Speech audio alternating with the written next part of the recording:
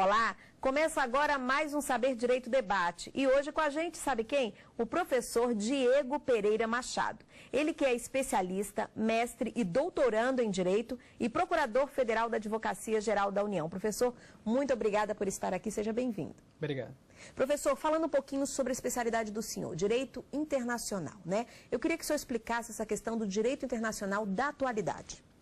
Na verdade, essa expressão Direito Internacional da atualidade, nós conseguimos, pelo menos definimos como Direito Internacional da atualidade, depois de alguns estudos que fizemos na Universidade de Coimbra, nos anos de 2011 e 2012, ao constatarmos que o Direito Internacional é uma disciplina cambiante, é uma disciplina que se amolda aos problemas atuais e deve enfrentar problemas muito graves da atualidade, devendo se reciclar, devendo se preparar melhor para os problemas atuais, problemas que aumentam os objetos de estudo do direito internacional. O direito internacional, antes mais ou menos de 1919, ele era um direito internacional bidimensional. O que isso significa? Ele se preocupava com a regulação do mar e da terra. Depois de 1919, não exatamente, mas principalmente depois do Tratado de Versalhes de 19, o direito internacional passou a ser tridimensional. O que isso significa? Outros assuntos passaram para o campo do direito internacional, o direito das gentes. Ele passou a regular os fundos oceânicos, o espaço sideral, a se preocupar mais com os direitos humanos, em razão da humanização dos direitos humanos, a humanização do próprio direito internacional. Isso fez com que o direito internacional se reciclasse, se ajustasse às necessidades atuais. Tanto é que os mecanismos hoje existentes não estão respondendo à altura, por exemplo, da questão dos refugiados e imigrantes na Europa. Nós estamos tendo vários problemas para a proteção dessas pessoas, em razão de algumas deficiências do ordenamento jurídico internacional. Pois é, a minha próxima pergunta seria essa: quais os principais problemas, de acordo com a evolução da sociedade? Hoje os principais seriam esses? Os dois problemas mais atuais que estão relacionados diretamente, sem sombra de dúvidas, é a atuação do Estado Islâmico do Iraque e do Levante, ou Estado Islâmico do Iraque e da Síria, que já tomou conta de cerca de 1/3 do Iraque, praticamente metade da Síria, e consequência desse Estado Islâmico são os refugiados que estão se jogando no mar, literalmente se jogando no mar Mediterrâneo para buscar melhores condições de vida. Só que os refugiados ambientais, eles não estão apenas atrelados a questões de conflitos ou violação dos direitos humanos dessa forma. Nós temos um outro problema, além desses dois muito atuais, que é a questão da degradação do meio ambiente, a questão dos refugiados ambientais, que devem se locomover de forma forçada em razão da desertificação, por exemplo. Isso são problemas atuais que não estão ainda sendo muito bem tratados pelo direito internacional, pela sociedade internacional e pela Organização das Nações Unidas. Ainda existe soberania, professor? É uma pergunta muito interessante, simples, objetiva, uma oração curta, mas que geraria um debate muito acalorado e aprofundado. Eu acho que não existe mais soberania como existia antigamente. Só que isso varia de Estado para Estado. Os assuntos internacionais ainda estão muito reservados, ou pelo menos restritos ao domínio reservado dos Estados. O que isso significa? Os Estados ainda definem de forma muito autônoma e liberal, por exemplo, a proteção aos refugiados. É um assunto de domínio reservado dos Estados. E isso, muitas vezes, é abusivo, ou seja, os Estados abusam dessa autonomia. Eles valorizam demais a soberania, eles valorizam demais os sentimentos internos, prejudicando o desenvolvimento do direito internacional. Ou seja, resgatam um conceito de soberania que não existe mais. Hoje a soberania, ela é muito flexível e deve ser flexibilizada, não é mais uma soberania fechada, uma soberania que prima pela política do isolamento. Isso hoje é impossível. Em síntese, para tentar responder o questionamento, que é interessante, existe soberania? Existe. Mas, para mim, é um instituto cada vez mais frágil e que deve ser flexibilizado em nome do direito internacional, especialmente do direito internacional dos direitos humanos. Existiria, por exemplo, uma soberania relativa, né? O que é num país, no outro não seria? Na verdade, quando eu falo em relativa, é que o Instituto da Soberania ele foi relativizado. A soberania tem duas perspectivas, uma qualitativa e uma quantitativa. Qualitativa é quando a gente pergunta, quem é titular de soberania? no Brasil é a República Federativa do Brasil, é titular de soberania e ninguém mais. Agora, sob a perspectiva quantitativa, eu estou falando em atribuições, competências. O Brasil, bem como outros estados, não conseguem solucionar alguns problemas que passam e ultrapassam as fronteiras. Por exemplo, questões ambientais. Precisa de ajuda dos outros estados e até mesmo de organizações internacionais. Então, sob essa perspectiva quantitativa, os estados já estão delegando algumas atribuições às organizações internacionais. Por exemplo, o Brasil não tem condições de receber todos os migrantes se candidatar da Europa. Vai precisar de um auxílio tanto da União Europeia como da ONU, principalmente da ONU, porque o Brasil não faz parte da União Europeia. Porque o Brasil não tem condições de enfrentar alguns problemas atuais e mundanos. Não só o Brasil, vários estados. Então a soberania ela vem sendo cada vez mais relativizada. O problema é que alguns estados distorcem o Instituto. Quando precisam de ajuda, alegam que não há soberania. E quando tem que defender interesses internos, prejudicando o ser humano e até outros estados, alegam a soberania. Ela ainda é um instituto não muito bem trabalhado e compreendido pelos estados. Professor, como é que o Brasil pode ajudar esses refugiados? Olha, é a hora de ajudar, né? É a hora do Brasil entrar? Sem sombra de dúvidas, é a hora do Brasil e do mundo ajudar. Nós precisamos fomentar um sentimento de solidariedade universal. Tanto é que nós estamos propondo um princípio de solidariedade universal, estabelecendo-se cotas obrigatórias para todos os estados do planeta. É um artigo que nós estamos tentando desenvolver, mas acaba se chocando com ideias como dessa soberania fechada que ainda impera em alguns países. O Brasil não pode, o Brasil deve ajudar esses migrantes. Nós temos os dois institutos mais utilizados, que seria o mecanismo do asilo e o mecanismo do refúgio. O refúgio, sem sombra de dúvidas, tecnicamente, é o mais adequado para proteger esses refugiados, conforme o nosso Estatuto dos Refugiados de 1997. Eu queria que o senhor falasse um pouquinho mais, exemplificasse melhor para a gente essa questão da relação da situação com a degradação do meio ambiente. Esse tema é muito atual, é um grande problema. A ONU tem tentado implementar algumas medidas e tem achado vários percalços, porque a proteção do meio ambiente diretamente afeta a atividade econômica. Então, as grandes potências não têm tanto interesse em proteger o meio ambiente. Exemplo da China, que degrada o meio ambiente de uma forma absurda, Estados Unidos, Índia e até mesmo a Europa. A degradação do meio ambiente é apenas um exemplo dos problemas atuais que ultrapassa as fronteiras, afetando todo o globo. E ela não é novidade no Brasil. Nós temos o caso de alguns nordestinos que na década de 60, 70 se deslocavam para o Sudeste, principalmente originados do Agreste, buscando melhores condições de vida. E isso é um exemplo de refugiado ambiental, já antigo para nós. E a gente nunca enfrentou com muita seriedade. Só que hoje, alguns países, principalmente países que são literalmente ilhas, o nível do mar está subindo de uma forma muito rápida. Já ocorreu desaparecimento de algumas cidades. Isso gera o deslocamento forçado de 50 mil, 100 mil pessoas. Filhos, filhas, esposo, o marido, a mulher, famílias inteiras são deslocadas de forma forçada para o primeiro lugar seco que conseguirem entrar, já que ocorreu a elevação do nível do mar. Essa degradação ambiental tem como uma de suas consequências os grupos denominados como refugiados ambientais, que sequer têm um enquadramento jurídico exato. O direito internacional ainda não disciplina de forma satisfatória a proteção dos refugiados ambientais, que podem ser recepcionados aqui no Brasil, conforme o nosso Estatuto dos Refugiados de 1997. É uma lei que permite a recepção de estrangeiros perseguidos, inclusive de estrangeiros que tenham os direitos humanos violados. E quando o meio ambiente é violado na sua cidade de origem, eles podem ser recepcionados aqui no Brasil. Mas o direito internacional está devendo muito em relação à proteção dos refugiados ambientais. A questão refúgio, esse assunto é bem cobrado hoje em concursos públicos. O refúgio pode ser concedido a um brasileiro dentro do Brasil? Os institutos do asilo, que é um instituto político, de natureza política, e o instituto do refúgio, que é apolítico, ele é mais amplo, a sua proteção é muito maior, eles são basicamente para a proteção de estrangeiros que estejam sofrendo uma perseguição ou haja uma violação de direitos humanos no seu país de origem. Então eles servem e são para a proteção de estrangeiros que procurem uma proteção, um auxílio, uma salvaguarda no território brasileiro.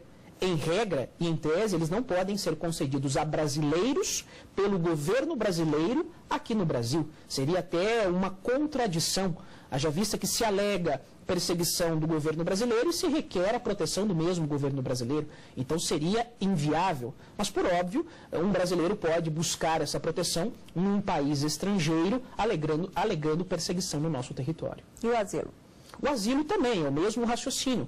São ambos institutos muito semelhantes, mas são diferentes, porque são humanitários, são protetivos, eles visam tutelar as pessoas em perseguição, e se um estrangeiro se deslocar ao território brasileiro, ele pode requerer, dependendo da situação, um asilo ou um refúgio. Mas aqui no ordenamento jurídico brasileiro, internamente, eles servem para a proteção de estrangeiros perseguidos, não de brasileiros que estejam no território brasileiro. Os países ainda relutam, né, em conceder, seja o asilo, seja o refúgio. Por que isso? É um grande problema ainda da soberania. E essa questão, para mim, já está superada desde 1945, com o final da Segunda Guerra Mundial, com a adoção da Carta da ONU, de 1945, ao artigo 2º, item 7º, da Carta da ONU, que é expresso. A ONU adota o princípio da não intervenção. Em regra, a ONU não pode intervir em assuntos internos dos seus países, os países membros. O Brasil é um dos membros natos, membro nato da ONU, um membro muito influente, desde a criação da ONU, ele é integrante. E a ONU, conforme esse princípio da não intervenção, não pode adentrar em assuntos domésticos, salvo se houver necessidade de intervenção. Ou seja, em regra, é o princípio da não intervenção. Mas, se houver necessidade, ou seja, a questão dos refugiados, refugiados ambientais, conflitos armados, manutenção da paz por meio do Conselho de Segurança, de acordo com os artigos 39 e seguintes da Carta da ONU, esses assuntos que ultrapassam o interesse brasileiro interno, nesses a ONU pode intervir, porque a não intervenção é apenas a regra. Excepcionalmente, a ONU vai intervir. A questão é, quem é que define se é um assunto interno ou externo? Ou não. Sem sombra de dúvidas, é a ONU e tem que ser a ONU. Porque ficaria ao mero alvedrio dos próprios países. Ah, isso aqui eu não quero intervenção da ONU, isso eu quero. Então, cabe apenas aos órgãos da ONU definirem, isso é um assunto que ultrapassa os interesses do Estado brasileiro. A ONU vai ter que intervir. O princípio da não intervenção é uma regra, mas não é uma regra absoluta. Excepcionalmente, ele é flexibilizado, conforme o artigo 2º da Carta da ONU. Na opinião do senhor, com o passar dos anos, essa questão de conceder refúgio, conceder asilo, ela está sendo vista de uma outra forma? Os países ainda relutam, mas já houve um avanço no sentido de analisar esse tipo de pedido? Ocorreu, sim, um avanço em nível doutrinário, com base na doutrina interna e a doutrina internacional, que vem sensibilizando muitos países. Com certeza houve uma evolução muito grande. E eu acredito que esse problema dos refugiados que estão fugindo da Síria, de alguns países do norte, da África, do Oriente Médio, eu falo muito na Síria porque hoje o grande problema é a Síria, isso vai redefinir para mim o conceito, a amplitude do direito de asilo em sentido amplo. Quando eu falo em direito de asilo em sentido amplo, estou falando do asilo e do refúgio. Vai ser redefinido, sem sombra de dúvidas. Nós estamos passando por um momento histórico decisivo para os direitos humanos, para o direito internacional, para uma nova ordem internacional. Nós esperamos que a humanização do direito internacional ocorra verdadeiramente. E o Instituto já evoluiu, vem evoluindo, espera-se que evolua cada vez mais, especialmente frente a essas situações deploráveis que nós estamos presenciando.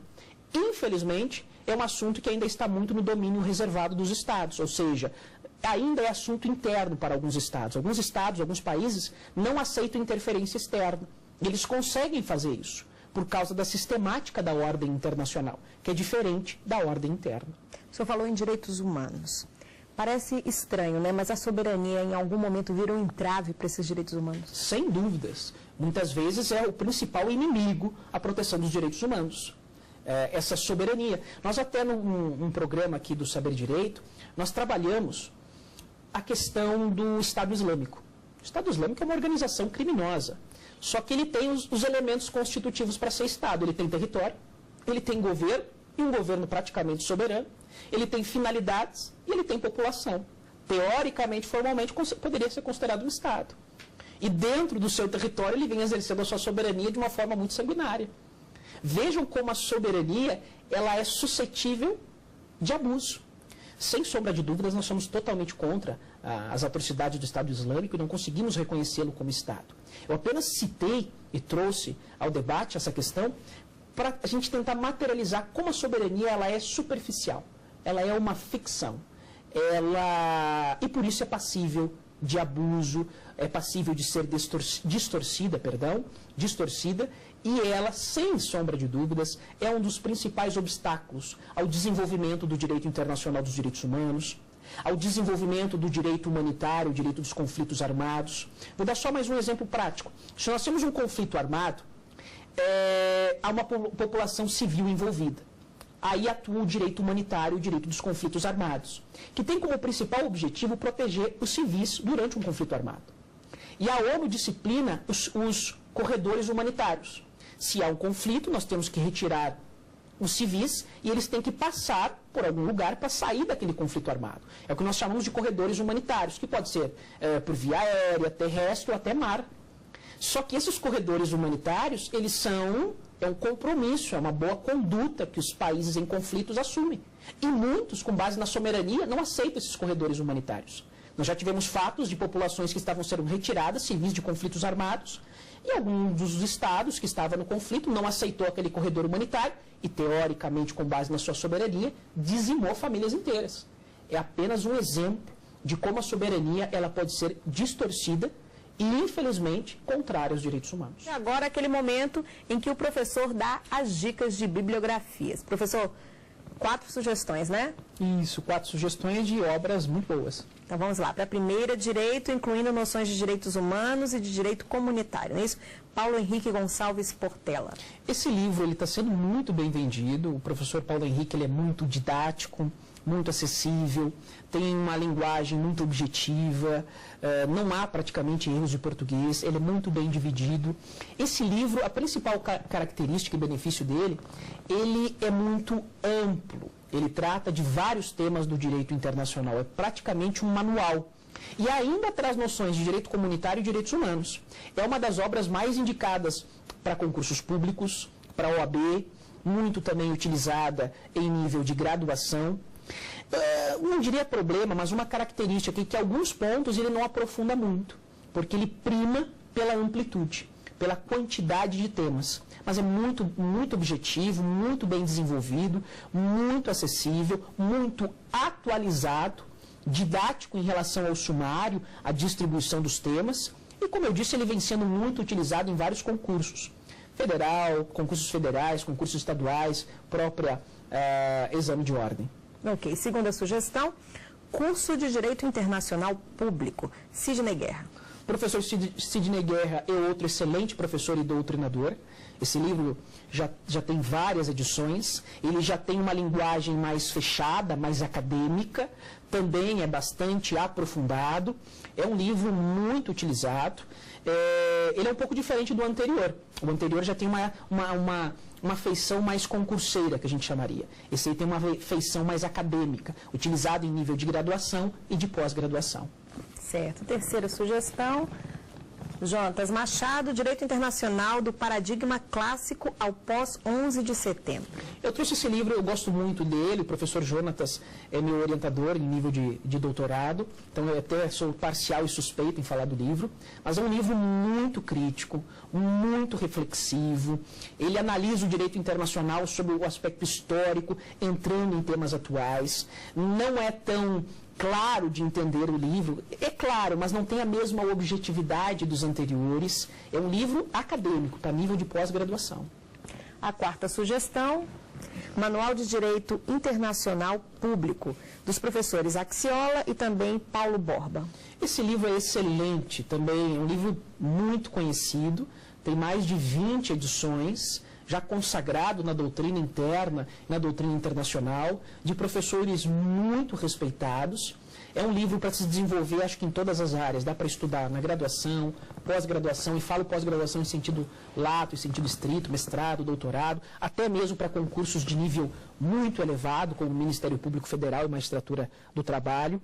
É até injusto indicar apenas 4 livros. Graças a Deus o direito internacional vem... Tem um acervo grande, né, professor? Tem uma aceitação muito grande, nós temos cada vez mais livros, cada vez mais doutrina, a doutrina nacional é cada vez mais rica. E os 4 livros são excelentes indicações. Professor, para quem precisa estudar o direito internacional, isso vai ser cobrado, ou para quem está optando pelo direito internacional? A gente sabe que o direito as mudanças são constantes, o direito precisa mudar também. Com relação ao direito internacional, quais as dicas que o senhor dá para quem está estudando? O direito internacional é uma disciplina muito rica, em todos os sentidos. Foi feito um levantamento, eu tive acesso a esse levantamento há cerca de 5 anos atrás, hoje ele foi atualizado. Havia um déficit muito grande de professores de direito internacional. E é muito comum em cidades do interior pegar um professor de direito penal, de direito constitucional e preencher a cadeira de direito internacional, porque ninguém se especializa. Hoje a advocacia internacionalista é uma advocacia do setor privado muito rentável e promissora. É uma dica até que eu dou para quem quer advogar no setor privado. Nós temos a questão dos contratos internacionais, o sistema interamericano. Então, o direito internacional é uma disciplina que cresce muito, precisa de profissionais especializados. Hoje é um número muito grande de professores, mas ainda é deficitária nesse ponto. Tanto é que essa situação que eu narrei ainda está presente em universidades, principalmente do interior, universidades pequenas do interior, em que não há especialistas em direito internacional, pegando muitas vezes um professor de penal, processo penal constitucional, que são disciplinas mais amplas, mais populares, poderíamos assim dizer. Então, quem quer partir para a docência é uma excelente carreira. A própria advocacia hoje internacionalista está sendo descoberta, ela é bastante rentável. Não só rentável, ela é muito atrativa, ela exige um estudo constante e há pouco tempo atrás o direito internacional não estava previsto na grade curricular, obrigatório em todas as universidades, não era cobrado em concurso público, hoje nós temos questões, desde questões objetivas, dissertativas, até em prova oral de direito internacional. A OAB não cobrava direito internacional no começo dos seus exames. Hoje já nós temos questões obrigatórias de direito internacional. É comum questões dissertativas na magistratura federal de altíssimo nível sobre direito internacional. Então a dica que eu dou é encarar o direito internacional como uma disciplina rica, importante, fundamental para o cotidiano das pessoas. As pessoas não conseguem, acham que o direito internacional está muito distante. Pelo contrário, ele está muito próximo. A importação de mercadorias envolve o direito tributário internacional. A responsabilização de genocidas, de criminosos internacionais, direito internacional. A extradição de um mafioso que está aqui no Brasil, puro direito internacional. E nós tivemos um caso interessante. Recentemente ocorreu, falo recentemente, há alguns anos, ocorreu uma decisão importante no caso do Mensalão pelo Supremo Tribunal Federal, em que o voto vencedor foi do ministro Celso de Mello. E o voto do ministro Celso de Mello, vencedor para a admissão dos embargos, foi puro direito internacional, especialmente direito internacional dos direitos humanos. Um voto com base no direito internacional, aplicando-se a um caso que gerou e gera ainda muita polêmica no âmbito jurisdicional, que é o caso do Mensalão, a ação penal 470. Mas o interessante é que o voto de desempate do ministro Celso de Mello, que tem um conhecimento absurdo, inclusive de direito internacional, foi com base no direito internacional. Professor, depois dessa resposta eu fiquei curiosa, quem está acompanhando o debate também, o senhor escolheu o direito internacional ou o direito internacional o escolheu? É complicado responder. Eu acho que eu fui escolhido pelo direito internacional. Não escolhi, não. Tive um excelente professor que foi meu amigo, professor Florisbaldo Souza Delomo, até hoje um segundo pai para mim, tenho muito contato com ele, e ele acabou me conquistando pela amizade. A gente escreve até hoje coisas juntos, a gente dá aulas, às vezes em pós-graduação juntos. Ele é o coordenador do mestrado de uma universidade em Santo Ângelo, Rio Grande do Sul, da URI, e ele foi uma pessoa, por ser um ser humano muito solidário, muito nobre, muito humilde, que acabou me conquistando e me levando para o direito internacional. Eu fui selecionado pelo direito internacional e um dos principais expoentes, sem sombra de dúvidas, foi o professor Florisbaldo Souza Delomo. Ok, professor Diego, muito obrigada por estar aqui, pelas informações. Esperamos o senhor numa próxima oportunidade. Eu agradeço. Obrigado.